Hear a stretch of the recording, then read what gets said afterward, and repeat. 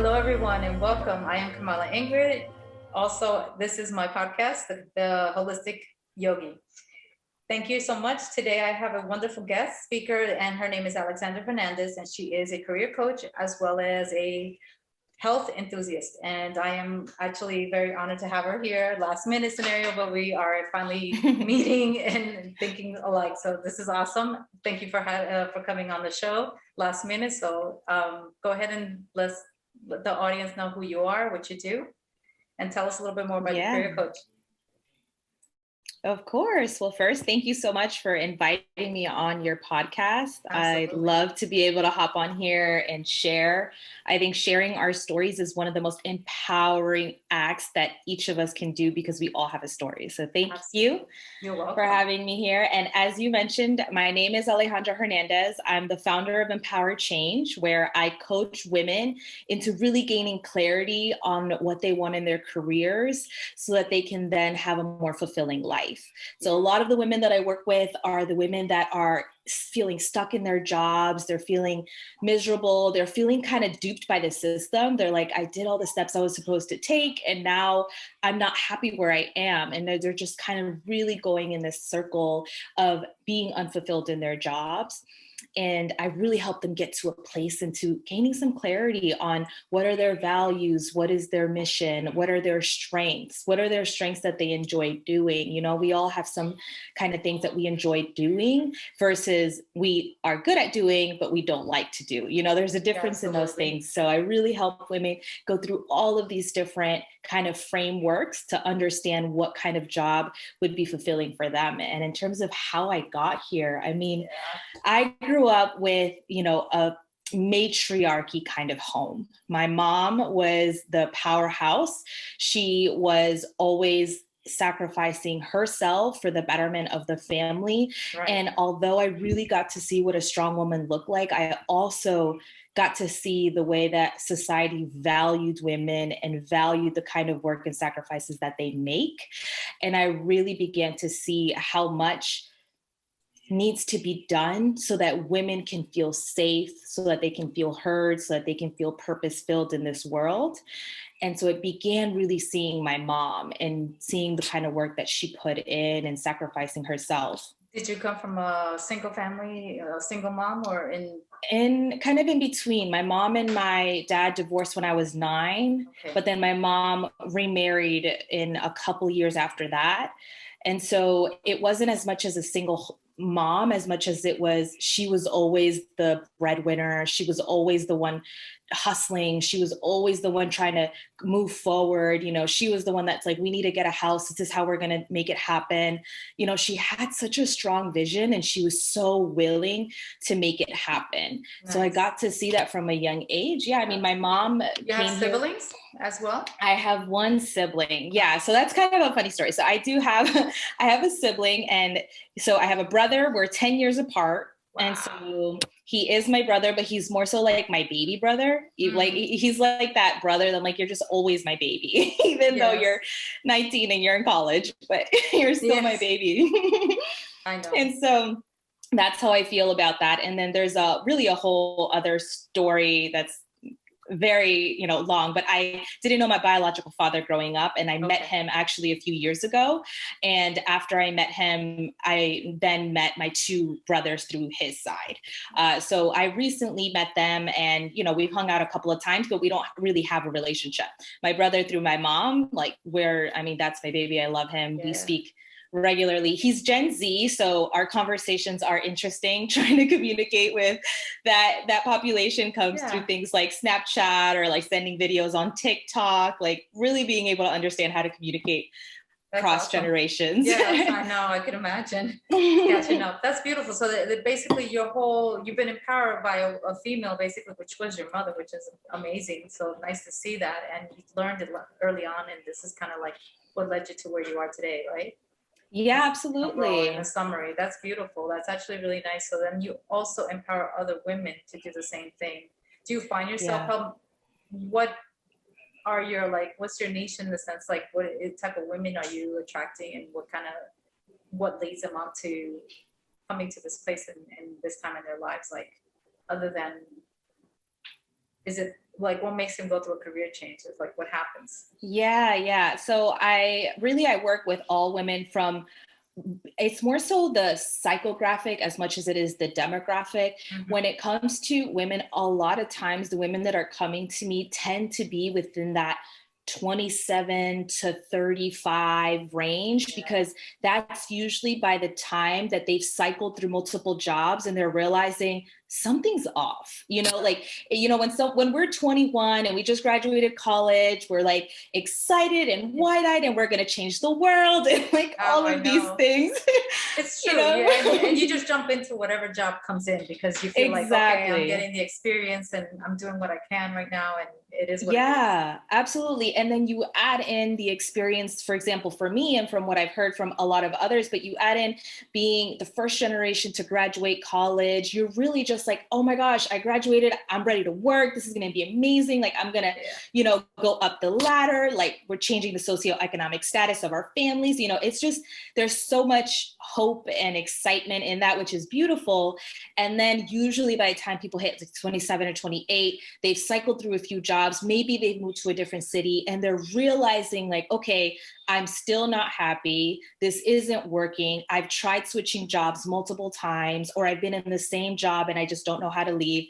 So usually it's people once they get to that 27, 28. It's also funny because that's also Saturn return, if you want to get a little bit woo-woo, and that's when we also have Saturn return. So it's like, our lives are just getting to a point where it's like, it's time to put our big girl panties on. Like, what is going on? I need to start figuring out what my life is about. So a lot of the women that I have worked with have been like 28 to 40, I'll pretty much say.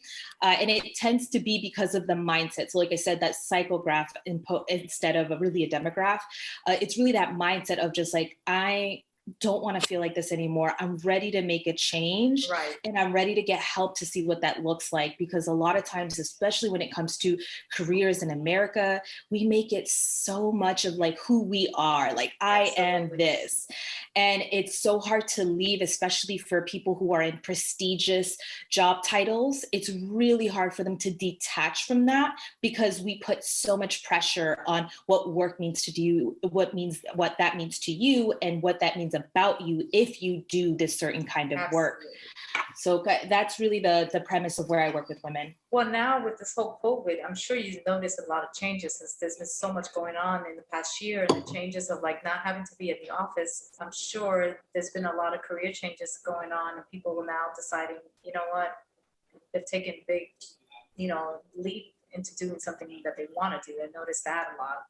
Absolutely. So how is that coming? How's that done? What has it done for you during this entire year? Yeah, COVID was a game changer for so many of us. COVID, just forced us to open our eyes and just say, this is what your life is. Is this what you want? Exactly. And that did it for so many people. So on top of the fact that people were getting laid off, so maybe people that were too afraid to quit or were so much in their drama, now they're in a place where that's not even their choice. Exactly. They're out of a job.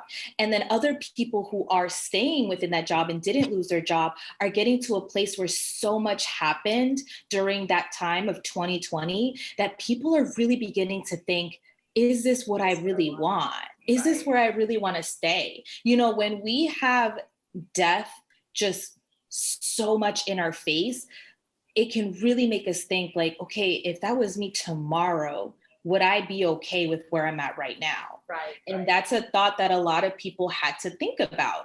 And so, yes, a lot of people transitioned out of where they were to find something new. Really after, the first few months of the pandemic were certainly the hardest because we were all afraid. I mean, I don't know anyone who was completely like, everything's fine in March 2020. We were all like, we don't know what this means. I don't know what's going to happen.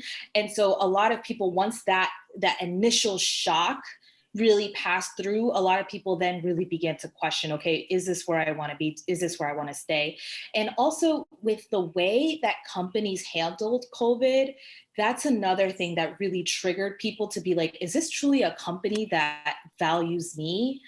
And is this where I want to be? Because at the same time, business is business. So I always tell my clients, like, you need to take care of you. always, because business will always take care of business. I'm not calling one good or bad. No, I'm just saying that it is what it is. It's and true. you got to take care of yourself. And so when COVID hit and so many people got laid off because there just simply wasn't the money and people didn't know what to do, it was a reminder for people too, where it's like, okay, I've been sticking to this company even when I didn't want to because I feel like I had to. But the reverse isn't true if circumstances change.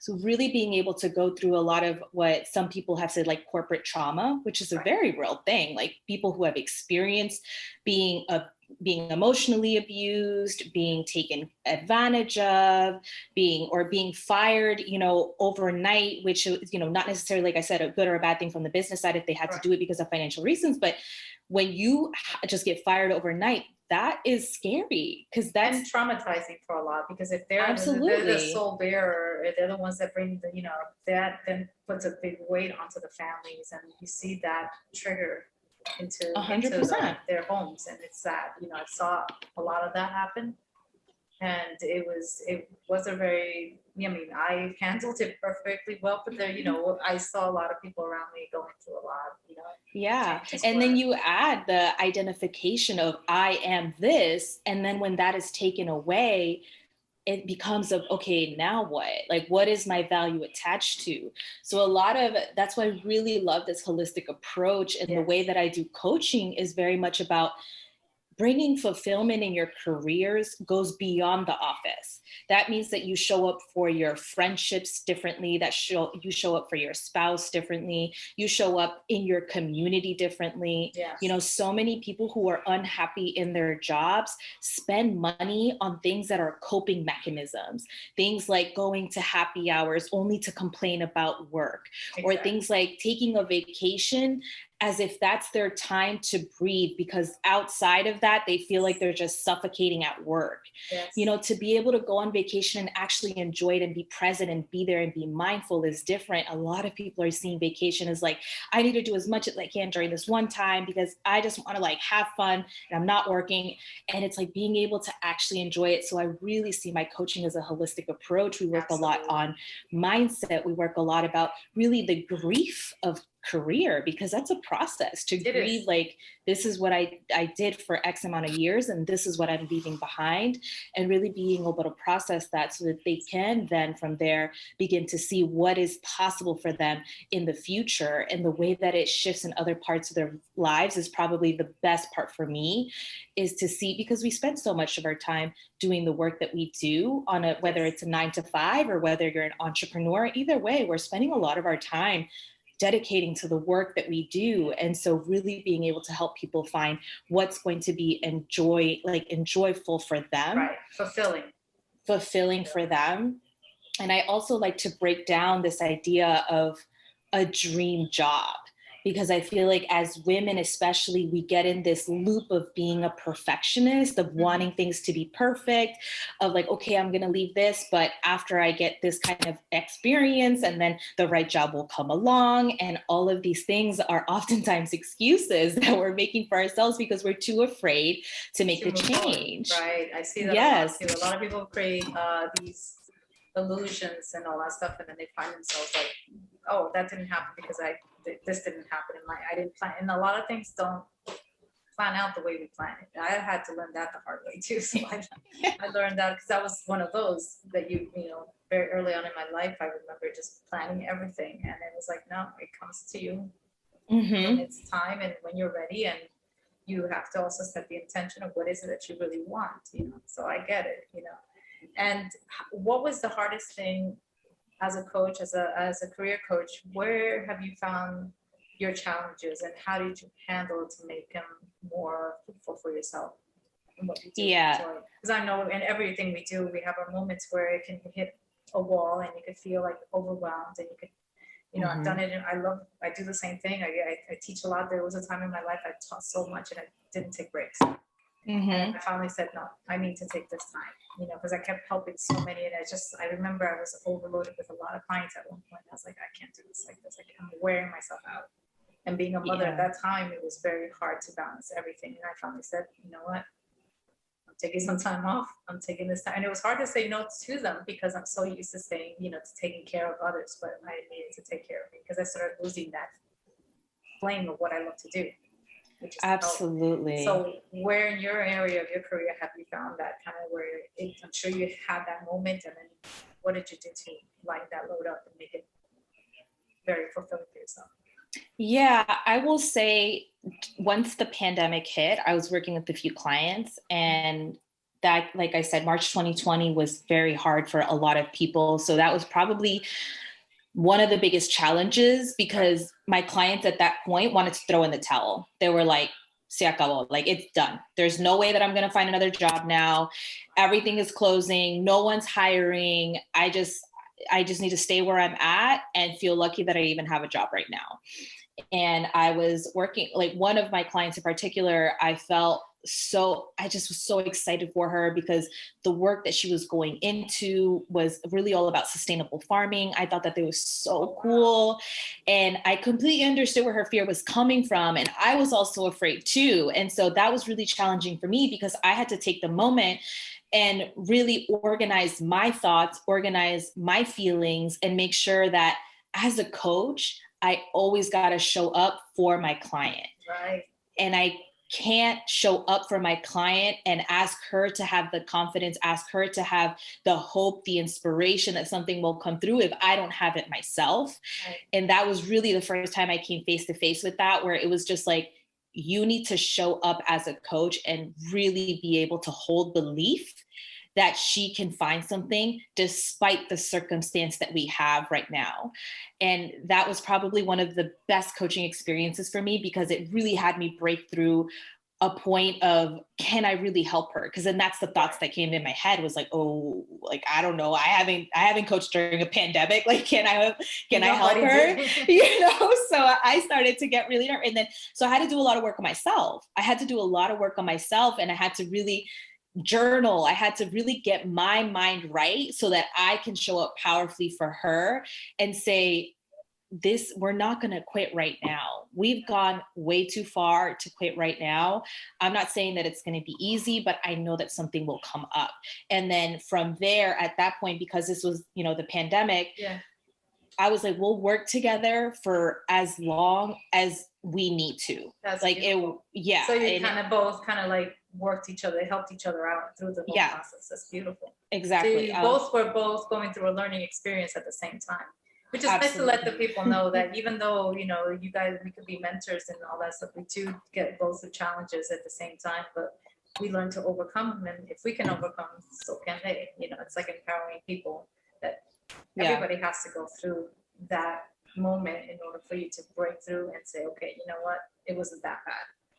Right. It's those little things that make us kind of create a shift in our minds. And you know what, wherever we put that fear in, once you go through it, you realize it wasn't that bad. It was actually rewarding. That's how I found most of my time, experiences. And like for me, speaking like this, how we are now today, is something I've had to work for pretty much some time now. So this is a big thing for me, because I used to really get stuck and not be able to, like, I could be in the camera and I'm like, oh, okay, this is tough. Oh, wow. And I get stuck. So it's been a process for me. And so it's exciting for me now to go through this and have other people tell their stories and how they are accomplished and where they are today, but what it took them to get to. And so it's nice to also see you go through something, some make it easier than others, but like I said, there's always that part in our career that challenges us and makes us think twice, can we get through this or not? As mentors. Yeah. I love that you just said that, in terms of being able to speak right now the way you are. That required a lot of work for you to do to get to this place. And that's going into coaching and career coaching, and people oftentimes admire someone in a role, but they don't know their journey. They don't know what they had to work on to get themselves to that place. Exactly. And it seems like it's so out of touch. Like, how did they get there if I'm here? Exactly. And so a lot of the things that I think is so helpful about coaching is that we're going to take it step by step. A lot of people come into me and they're like, I don't know what my big purpose is. I don't know what I'm passionate about. I care about so many different things. I don't know which way to go. And it's like, we're going to start with, what are your values? We're going to start with, what strengths do you have? We're going to start with, what is your design? I also study human design. So we go into that. Like, talk about that a little bit. Yes. For those that don't know anything about that, that's beautiful to know. Yeah. Okay. So I study human design. Human design, the way I like to explain it is, if astrology and Myers-Briggs got together and had a baby. I swear to God, I'm the same. I was just listening to it on my way home. I was like, oh, okay, we're at Mercury right now. There's going to be a Mercury retrograde. So we're going to have to think about communicating and everything. So communicating. Yeah. So happening now in May. So we're going to be dealing with that for the next 2 months where it's in retrograde. So you're going to have to go through things twice. You're going to have to go through things, everything that has to do with communication. So that's awesome that I have beautiful like-minded. So go for it. Right. Yeah. So astrology and Myers-Briggs had a baby, it would give you human design. So human design is a system that is based on your birth time, location, and from there, obviously your birthday, your birth time, and your location. From there, it provides you with a chart. And this chart is what we call a body graph in human design. If you look at this body graph, it's essentially your map of how you're designed to live your best life, how you're here to manifest your purpose, how you're here to best make decisions, how you attract opportunities to yourself, what your strengths are. There is so much information, but the essential part of it is how your energy flows in this lifetime, so that you can play around with the tools that you see in your map and see how it works for you, if it feels like it's more in alignment for you. And this for me was a mind-blowing experience when I found human design, because once I saw it and I started to read it and learn about it, I felt so validated for things that I thought made no sense, that I thought made me so like weird or just antisocial is what I used to call myself. And really being able to see this paper and read about it, it brought me so much self-awareness, and it really affirmed me. And it felt so good to begin the process, which we in human design called the deconditioning the things that I thought were wrong about me, and more so embracing the parts that are unique to me. Absolutely. And so human design it's almost impossible to find someone with your exact chart. It's almost impossible. Unless you have a twin at some point in the same right. Yeah. Like twins can very much have the same chart. And even then, but by a minute or two, there's so many, there's so many layers to human design. Yeah, and so it's critical, the timing. That's where like the beauty about that. And because it's hard for a lot of people to understand that. It's like, you would also, depending on where your chart is and where we are today, especially with the pandemic, they did say one of the things was, you notice how it's taking a lot of changes in the world. A lot of like, we need to be isolated. We need to go. All that is part of what's happening today with, with this. And then depending on where we are with our human design, yes, some get affected, some are empowered through it, and some are not. So that's kind of like the beauty of what you do, is show people, you know what, it's going to hit you around this time, this way, do this to help yourself overcome that dilemma. And absolutely. It's a very helpful tool. I love it because I do it myself as well. It's for a lifetime, and I'm kind of teaching my daughter also about it. And I love that. Yeah, she's taking, sometimes I send her little videos, here, listen to this, it's going to be good for you this time, and she empowers herself through it. So it's beautiful. I love that. So that's all part of your career coaching too, or you integrate them together, or yes, I implement human design into my coaching, because my thing about my coaching is I want it to be holistic and I want it to be unique to each person. I think that, for me, it's very much of, how do I empower you to find what's best for you? But what about this? What happens to those that don't have that birth chart, or don't have, because I see that with certain people that are older, like I'm talking about 40s and over, and they're born in other countries like Cuba, they didn't have birth charts. They don't know their time. Some of my clients that they were born in Ireland, they don't have birth charts. They don't have time. So what happens in that situation? What do you do when they don't have that, and yet they want to know? Yeah. So if they don't know their birth time, there's a few things that we can do. One, if they have a range, we can look across the range and see how much varies in their chart across that range. Okay. If there's a lot of variation, sometimes there are, most time there aren't. within a 2-hour frame, you can get the correct type, which is, that's like the most high level point. You can get the correct profile. Things below that might get a bit different. And so if they have a range, we'll look across the range and see how much it changes. If they don't have a range and they only have a day, the same thing, we'll look across it. I've heard astrologers who can do kind of like a recall. Mapping, yeah. Yeah. And so that's another option if they truly want to go that route. But if there's too much variation, we can't find a time and everything, like I said, is going drastically different, then I would rather go the route of doing different personality tests that I feel good with. So I do enjoy Myers-Briggs. I think that Myers-Briggs is pretty solid. I have seen it when I first read it, I was completely blown away. Yeah, I was just like, who wrote this and how did they know this about me? So I'll go into Myers-Briggs and I'll look into that. I study human design and I love human design. So that's definitely the tool that I like to use, but I have had clients who don't, quite frankly, same. I have a client who was born in another country who doesn't have their birth time. So we went with Myers-Briggs and that's been really helpful as well. I'll go from that place. I'll still do a personality assessment. Beautiful. Because I think that it's so helpful. And usually if it's not, even when it is with human design, but when we do Myers-Briggs, I'll go through it with them and I'll say, how does this resonate with you? How do you see this in your life? Outside of work, it can be in work, but it can be outside work too. Because again, the way we do one thing is the way we do everything. So I'm not a stickler about what do you love to do at work? No, it's what do you love to do? Where do you feel the happiest? It doesn't have to be in the office because where you feel the happiest is going to give you some breadcrumbs on what you love to do. So I have a very holistic approach. I do the same thing with the Myers-Briggs. I say, like, how does this land with you? Where do you see this in your life? So that way we can begin to see what resonates. And I'm actually picking up on things that are meaningful to them. If there's something that they feel completely like, I don't resonate with that at all, I don't see that in my life at all, then I make sure, okay, then we'll let that go. We're not going to have that as part of their personality. So I like to do that as well, is to check in with them and see, how do you feel about what I've said? And how do you feel about what we read here? Have you ever found yourself also with certain types of clients that may not care for the human design and not believe it too much? And how do you handle and what do you work? Because I've seen that happen in my scenario as well. Some where they're like, oh, okay, whatever.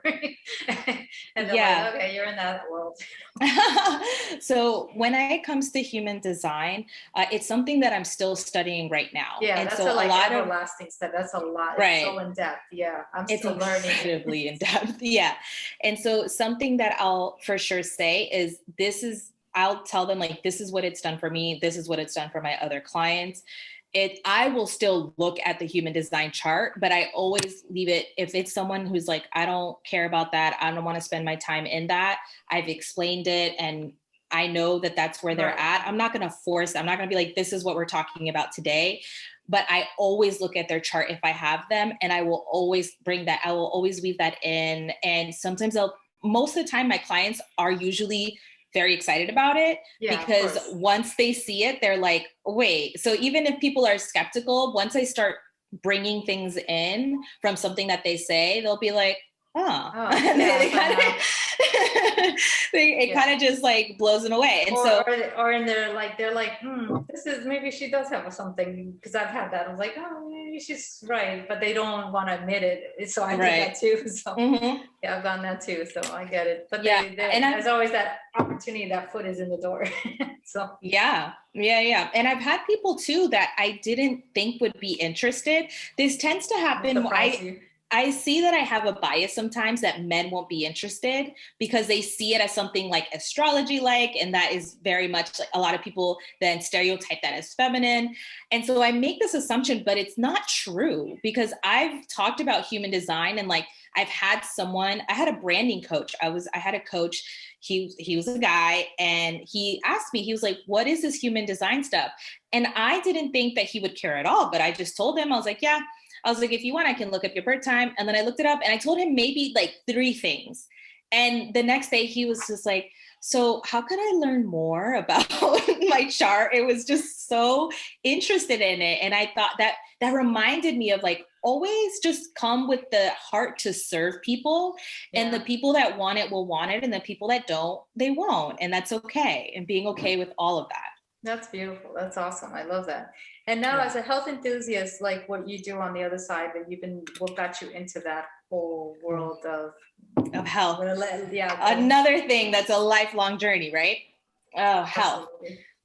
So I was very unhealthy growing up. I will say not necessarily growing up, but like definitely in my teens, right. I was very unhealthy. And so one part I was fortunate about is my mom almost always cooked dinner.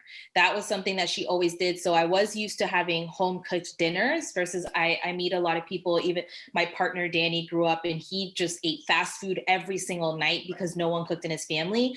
I did eat fast food, but my mom always cooked home dinner. So I really had that privilege of being able to have that. When I was in my teens, I mean, I didn't do a single sport. You couldn't pay me to do a sport. It was that, like, I was like, I'm not doing any of that physical movement or being on a team. Again, I told you, like, I grew up very much like I'm antisocial. I don't want to be around other people. And so I didn't play any sports. I worked at a grocery store. Basically, our Publix up in Maryland is called Giant. And my lunch break would be like me getting the 2 for $4 Chips Ahoy and having it with like milk or something like that. That's it. Wow. And it was bad. I would go to McDonald's. I would have Frito-Lays. I just ate so terrible. And once I graduated high school and I got into college, I started dating someone who was active most of his life, always played sports. He had just come off of a surgery and had, like, right when we met, he was healing, but he had actually gotten to the place where he had gained some weight and he wanted to get back into exercising because he's finally, like, his knee was getting better. He was getting healthier. And, you know, we had just first started dating. So this is when I'm all like super in love. And I was like, I'll do anything for you. And so I was like, okay, well, why don't we start exercising together? I was like, I've never exercised. Like, you want to get back on it. So we started to go on walks and runs. And I'm telling you, Ingrid, we couldn't run like 2 blocks. We couldn't run 2 blocks. Like, I was huffing and puffing. Like, it felt like it was good for me. Yes. Yeah. And it was, you know, a way, because one of the biggest things is being able to, you know, they say you cannot change anyone who doesn't want to change. And I really believe that that's true. And you have to have that person want it. You have to have that person want it. And I was in a place that, even though it was almost in like a sacrificing way, as, you know, so many women always do, but like in this way of like, okay, but I'll help him in this way. In my mind, I made myself be like, okay, well, you'll do this. And so I was doing it. I felt miserable, but I kept doing it.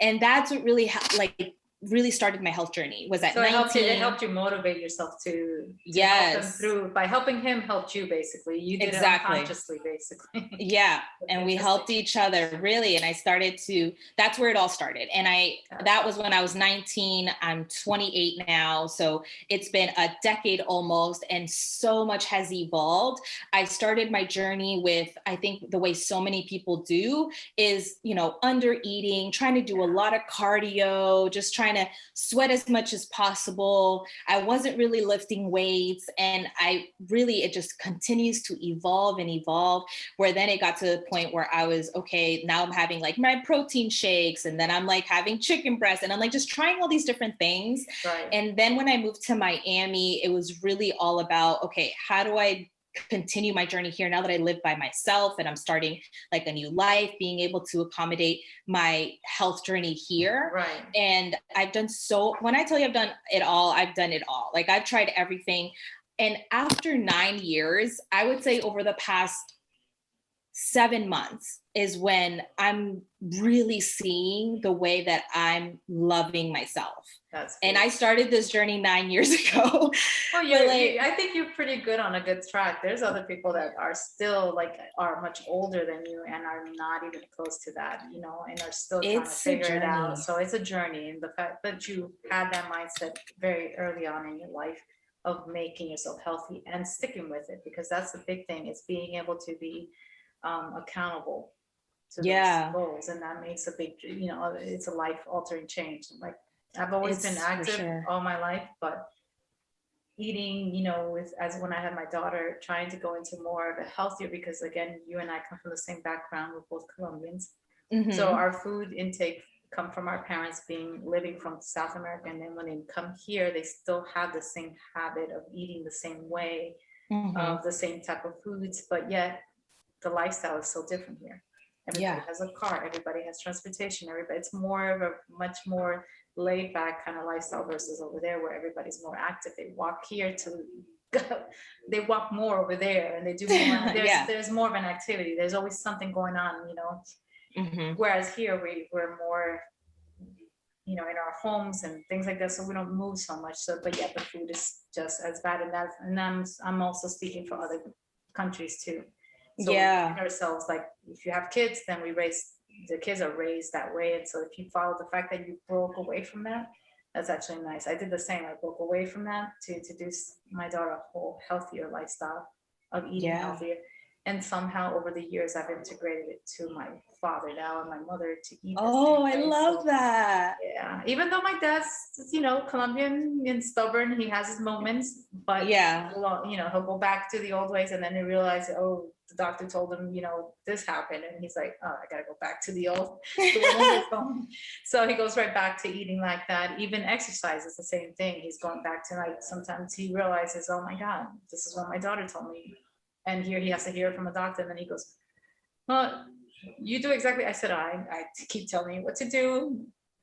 You choose what you want to do, tell me. And so over time, I guess, it's typical, Hispanic father, but they go back, and it's been a life journey, but I see it now in my path, in my line of what I do, what I eat, how I lifestyle and everything, to more holistic approach, which is nice to see coming from a Colombian family, which you absolutely from your parents. And I think with health, like with the journey that I've had, and the reason why I love it so much and love to share about health and everything we can do that will be holistic health, is because the same thing, everything is together. Nothing is separate from each other. So when we feel healthy, when we're taking care of ourselves, we have better thoughts. We feel better about ourselves. We feel better about other people. We're not being triggered. We don't feel like we have brain fog all the time. Exactly. We don't feel tired all the time. There's so much, for example, with careers, like if you're healthy and you're going to show up in your career way more powerfully. Absolutely. And companies are beginning to catch on to that. They're beginning to understand, like, there's money in investing in our employees to be healthy. There's money in that because productivity rises. Studies are beginning to show it. They're beginning to show proof that you will make more money if you ensure that your employees, or if you promote health to your employees. And so that I always talk about that, and especially as women, because women are oftentimes left out of studies that are done for things like HIIT, for things like paleo, for keto. A lot of the diets, a lot of these studies are omitting women in their reproductive years. So anyone who's still having their regular menstrual cycle, women in their reproductive years, we're being omitted from these studies. And so we're hearing all of these great news about what it is when you fast for so many hours. But then when you really begin to question who is being a part of this, is that really applicable to me? You'll if you really start looking, you'll oftentimes find that it's not the best thing for us. Right. And so being able to share health in a perspective as being a woman and being a woman in reproductive years with other women is really big for me, because I know that that's only going to help them in having the courage to change careers and showing up in their careers more powerfully. So that's why I'm very big on health. I think that all of it is one. We're all holistic. Things aren't separated in our lives like that. No, everything ties together. You're right. Everything is tied. And for me, the most important thing is your nutrition, how you take care, because what you eat, your body's your temple. So what you eat will reflect. And how you think, how you produce, and how you, overall, it's how long you're going to live in a lifespan. Because a lot of people, they find themselves having either heart issues and this issues and all that, and that has a lot to do with food, the intake of food. And I'm glad that over the years I've got my daughter into becoming very health conscious. That when she went away to college, she became a vegan fully. Oh, wow. As a vegetarian, but she went fully vegan, and she cooks everything from scratch, everything from bread. She doesn't buy nothing from boxes, nothing. She doesn't. Oh my gosh. Everything is made from fresh. And it's amazing because, she's only 24, and She is, She's so ahead of the game. She's thriving, and that just, that just shows that everything she's thriving. She's an artist, and she's doing what she loves to do, and she's, and this is, like you said, the critical years when you're young, trying to figure out what you want to do, what you want to in career. Yes, the pandemic hit her, but she thrived through the pandemic, painting for a lot of, some of my clients and some of her friends, and she just paint away, made some money through the pandemic. There's no such thing as starving artists nowadays. Now you can actually make it, because now everything's going online. So it's actually pretty good, and not to think that way either. It's just be very positive. So she's thriving in this stage, and it's very nice to see someone in that age. And I see a few as well nowadays that are in the 20s, vegans, moving forward, knowing what they want to do in their career. So you're starting to see that with the young crowd, which I kind of like to see, especially on my Instagram. A lot of my followers, I'm like, oh, look at this girl.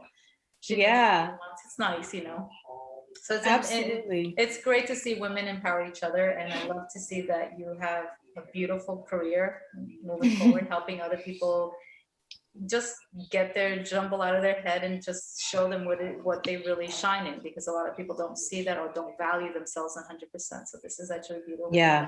I love your whole, life human design thing. That's so holistic. That's awesome.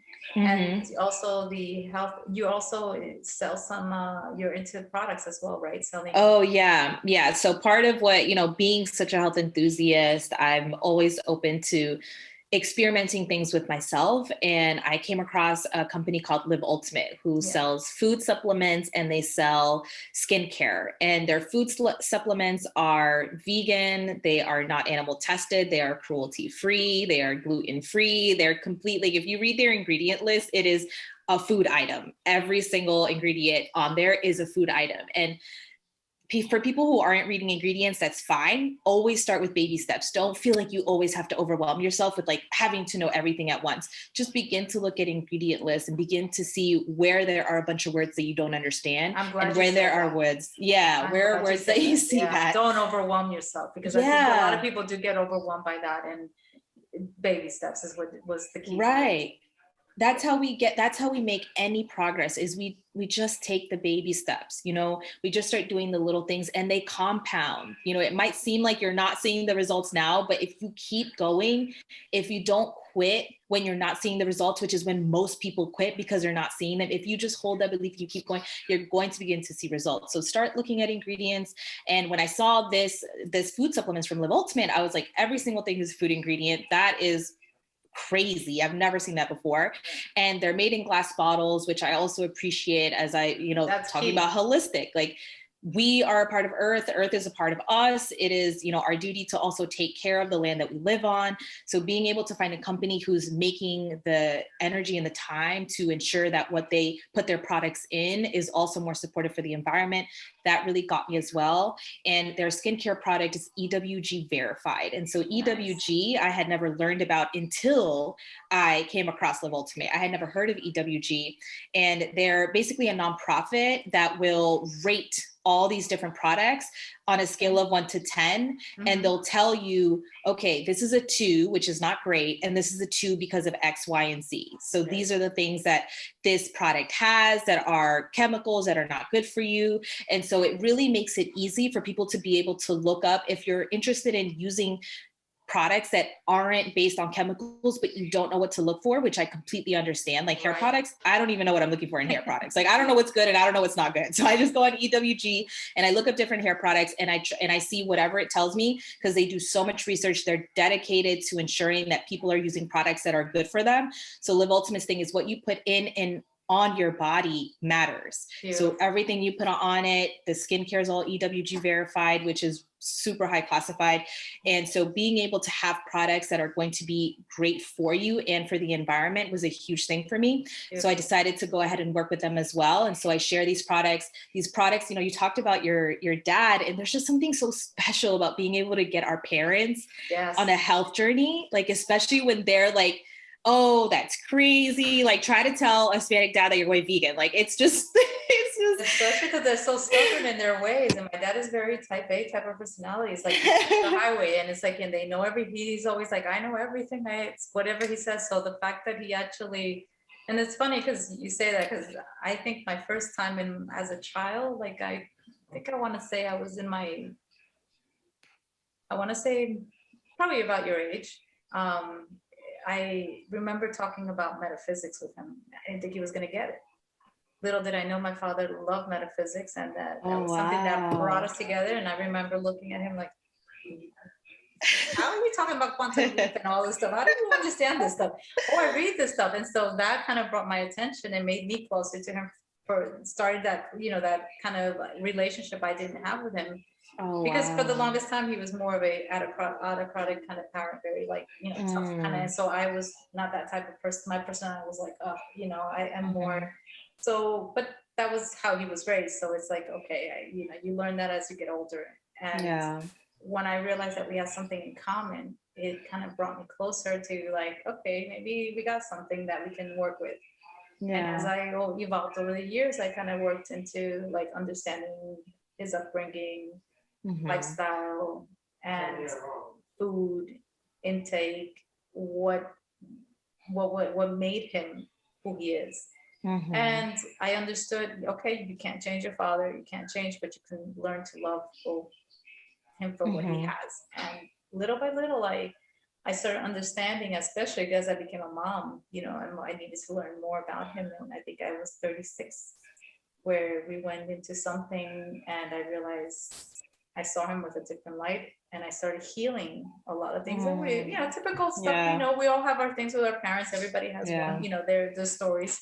And I started healing and letting go of a lot of things. And it was a life journey. And now today, it's like, we're like, sometimes he'll get into his little modes, and I'll be like, okay, all right. Whereas in the past, I wouldn't have handled it like that. I used to get tight into my world, and we would just clash. Now it's like, we just change the subject, or we say something funny, and then before you know it, it's like out, no longer part of it. And we we make a joke out of it, and we have a good time. It's like having a party among something that we don't disagree, and it's like it's life altering. I never thought or saw myself years ago that I would be here with him today. So it's a very beautiful journey, that went through a lot and a lot of ebb and flows, but I'm glad I did what I did, and I'm glad that I learned a lot about him, because I get to see a different light of my father, and a beautiful light, and and be okay with it. That's so healing. My daughter also about it with her, because unfortunately I divorced when she was young too, so it does something for children too. So I needed her to see, to see her father in a different light, and not to compare, those areas in her, so she can also do the same thing, same work at an early stage of her life. So she would have what I went through, So I think the most effective work we can do is to lead by example, is to really be able to, you want your daughter to have a relationship that is from a place of healing with her father, then you do the same with yours. And it's important. I always say, because it is reflected in our relationships that we have with our partners. So if we don't have that with our roots, and I always tell that to all my clients, whether they're male or female, is like, especially with the females, is if you don't have that bond with your father or understanding, it will reflect, or you will attract something similar that you don't want that what you disliked about your father or your mother is what you attract in your home, because it's the energy you constantly are putting towards. So I think it's important for us to learn to heal that in order for us to heal everything else and be happy. Absolutely. And it takes a lot of courage, a lot of patience, a lot of courage to be able to do that. Yeah. It's so great with my mom. Me and my mom have a pretty great relationship, and have so for the most part. And with her, like, one of the things with us too is we tend to get each other. And so that's one of the things I really appreciate, because I'm not the kind of person who calls their mom on a daily basis. And I know some people like that, and like that works for them, but or even on a weekly, like I'll call now I definitely aim for weekly to call my mom and chat with her. But, I'm so happy that my mom is accepting of that, because that can be such a hard place. Yeah. For me, it was about understanding mom appreciates when you call her weekly. It means a lot to her, as opposed to coming from the place of like, why can't she just get that I don't want to, like, I don't call weekly. It took a while for me to also understand, like, like, her kids are everything to her. She loves us. Yeah. And she gets so happy. She gets so much joy of seeing us do well and hearing our voice. And so really getting to a place where it's just like, this is how I am. And also, where do I meet her? Because she really appreciates this. Right. So calling her on a weekly basis. And she actually started to take the Live Ultimate Shrooms and Elixir. And when she started taking them, when she started taking, I was really excited. And I was kind of like, I'm not going to be like, are you taking them? I was just like, here you go, take them if, when every day and blah, blah, blah. But I didn't like follow up every day. I was like, did you take your Shroom and Elixir? And after like 6 weeks, she was completely sold. She was just like, my knees aren't aching. My mom cleans houses, so she has a very laborious job. Mm-hmm. She was like, my shoulders aren't hurting as much. My feet aren't hurting as much. My knees aren't hurting as much. She feels like she has more energy. And that was just like clicking, like so many things were clicking with me. And it just reminds me how much can be so transformative to someone. Again, baby steps. My mom didn't go and change her entire diet. She implemented 2 things, the shrooms and the elixir, and that ignited something in her brain and started to be like, okay. And it kind of like, she was like, well, what else should I do? She started asking me questions. And it was like, she just got to see the change in her life, in the quality of her life by implementing implementing. That's all it takes. It's like 2. It's just, that's all it takes is one little thing. And then before you know it, they start looking at things. Because the same thing happened with my dad. At 36, he had a life altering change in his life that he had to change his diet and everything. And then at that point, that's when he started integrating the food, like asking me more about the whole vegetarian and recipes and things like that. And so every so often, whenever he, I come up with an ebook or something, I'll go ahead and forward him like the stuff, and he ends up taking it, and he'll be like, oh, look what I did this time. Oh, that's so cute. He has his moments where he falls off the wagon, but then he'll go right back into it, and then he'll be, we'll come up and see him, and we'll make up these new dishes, and he loves them. And then before you know it, he's trying to make his own. And just that's his way. We encourage him, like showing him different things, and he likes that. So it's been a life altering change for him, but he likes it. The fact that he actually knows, he cooks well, and he has good, seasons that helps him integrate the whole vegan into his world. Mostly vegetarian, because he does like his eggs. Yeah. What would be one thing that you would tell your listeners if they have a hard relationship with their dad? What would be one step that they can take to begin to mend that? The one I did with myself, because it was very hard for me at first with him. He was very strong-minded. So when you find, if you're fear, or you find you can't seem to look at eye because you find that anything will explode, I say either write something down, take maybe 2 to 3 things that you love about your father. Take 2 things that I think will, because that's what I did, is what I wrote about him. And one of them was, he was very supportive, very, when it comes to as a house, he would take care of everybody. No food was we never had problems with food. Even if we were money wasn't coming in, it didn't matter. That refrigerator was always full. He always made sure that he had enough money to feed us, so we never starved ourselves. We always had a full table. The fact that he is very, when it comes to you're sick, he takes care of you 100%. He's 100% in, as a father, has been always dedicated. When it comes to when we are the life of the party, he likes to be life of the party, center of attention, and enjoys. And you have a blast with him. So you would identify the things that you love and really allow yourself to feel those, and journal about those things. That has been a lifetime, because it has taken me some time. And I gotta say, to my partner today that I have with me, Miguel, is exactly everything I love about my dad. The funny part of it, I used to be like, oh, my dad likes cartoons. Oh, Jesus, and now I'm like, I laugh about it. I was like, okay, my dad likes cartoons. Well, my dad likes cartoons. Anime. They both love to cook. They both are funny. It's like those little things like that everything I looked up at my dad, I found in my partner. Whereas in the past, all my other partners were based on what I didn't like about my dad. Wow, that was big. Yeah, I attracted everything, and not and every single one in different ways, different little areas, but those were the areas I tend to. I ended up marrying a lot into with my father. Then I realized that last relationship I had before my current partner, it made me realize, and I said, oh wow, because I'm always one to have journal things. I don't do as much journaling now, in as much writing, because I've learned to see things differently. Like I don't have to do it. Like journaling is great for people when I can't clear their mind. Like sometimes I do write when I find myself jumble into too much thought and not figuring things out. But I've learned to manage my thoughts, and I've learned to understand and see things differently now, and like decode and when I see a pattern, okay, I'm repeating this. Why am I repeating it?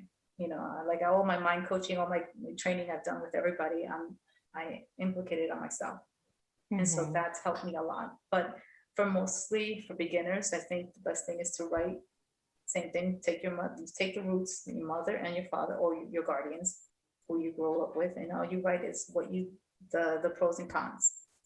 And then take 2 things or 3 things that you love about them and focus on it. So for your situation, like you have a father that wasn't there, but you got to see him.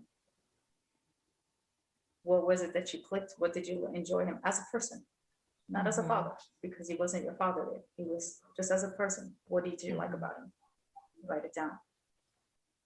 And appreciate that. Yeah. Because now where he's at in a whole different life, everybody went through their journey. Now try to take what you love about that and appreciate it, so that way you can bring it into your home. Or your stepfather, did you have a stepfather? Yeah, I did. Okay, so you use your stepfather in this case. What you love about him. So that way, the partner that you have right now, and you have a wonderful, I love Dan. He's a sweet. Yeah, he's amazing. He's like, you're fine, you're good. He's amazing. But for us to not overcome, or get ourselves caught up into that pattern of repeating stories, it's best to always look at the positive stuff and eliminate the negative. Like I tell my daughter, look at the positive in your father, so that way you don't bring it onto your current relationship you have right now, or repeat a pattern. So people that have parents that are manipulating sometimes will attract another manipulative partner. Right. So in this case, those type of people have to learn to speak up. Learn to speak up without being angry. Learn to understand, or write it down if you can't speak up. Write the stuff down and say what you want to say, and then read it to yourself. This is what you would want the person to say to you if it was reversed. Right. It's a good form of therapy. Mirror work is another one that you do. When you look in the mirror, can you see yourself in the mirror and actually stare at yourself and talk to yourself as if you're talking to someone else? But if you cannot do that, that means you need to work on self-love. Wow, that's a powerful one. Yeah, it's a very powerful one. I've worked with some of my clients that way in the past, and it's tricky because a lot of times, they don't see that, or they're not ready to see that. But once, and again, it's all intention. You have to set that moment for them to feel, to allow them to have that vulnerability. And in yoga, I find that a lot of times my clients can come into that space of vulnerability in just pose or breath work. It doesn't matter if something pops up and something that I put them in, and then like they'll start talking. I love it. Cry, or them choking. So it's like the body releases. They're going through an emotional release. When I do shamanic breathing, a lot of times for 30 minutes or more, you'll see that come up. Oh yeah. Start crying. So you got to go ahead, and now this is where the nurturing comes in, and you have to learn to see, because there are other clients that don't like to be touched.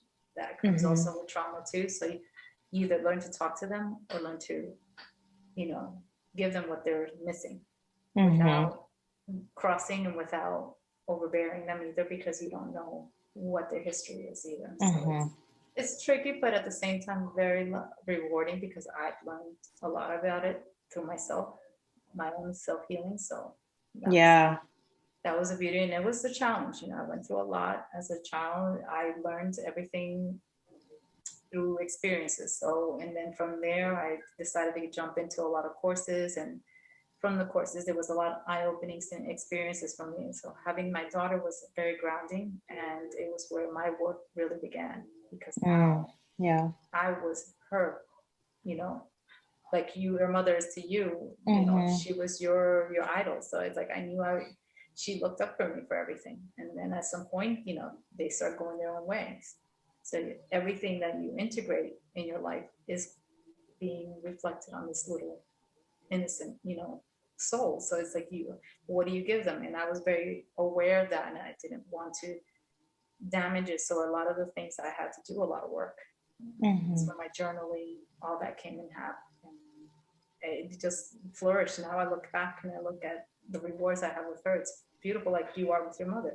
Your mother did a wonderful job as someone that really didn't go into coaching, but she did a wonderful job with you and had that beautiful relationship. So that's you reward that, when you see do that.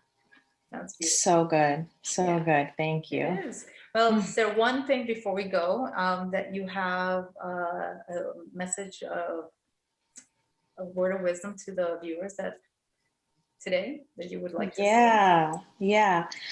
We build confidence by taking action. So take action. Don't wait until you have the confidence to take action. Take action and confidence will come. I promise you. I love that. That's beautiful. Well, Alexandra, thank you so much. And I will put all your information for all those that are out there. Thank you for watching and listening to the Holistic Yogi. I also want to know that if you guys need a career change or you're going through one, this is the girl to go to, or you have that study human design. This is the perfect place to go to. She is definitely will guide you through a beautiful journey. So go for it. And I'll leave all her information on the link below. So you go ahead and click and feel free to reach out to her. Yes, you'll have my Instagram, my LinkedIn, and I'm happy to connect with you all. Thank you so much, Kamala, for having me here. Thank you, everybody. And I appreciate everybody listening today, and I look forward to the next week.